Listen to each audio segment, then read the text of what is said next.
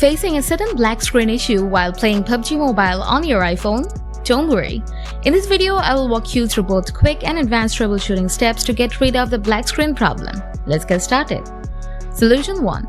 Check the update. Open the App Store, tap Profile, scroll down, find out the PUBG Mobile and check for an update. Solution 2. Offload the game. Open Setting, scroll down, tap General, scroll down, tap iPhone Storage, find out the PUBG Mobile, tap Offload again, tap Reinstall. Solution 3. Free up storage.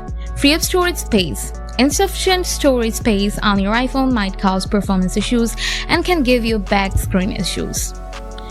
Try to free up some storage by deleting unnecessary files and apps from your iPhone and check whether the problem is solved or not. So, you can open up your storage setting on iPhone. After that, you can discover and delete unnecessary apps or games. Now, give your device a quick restart and you should find that the black screen issue with PUBG Mobile is resolved. If you continue to experience black screen problems, don't hesitate to reach out in the comment section below. Thanks for watching.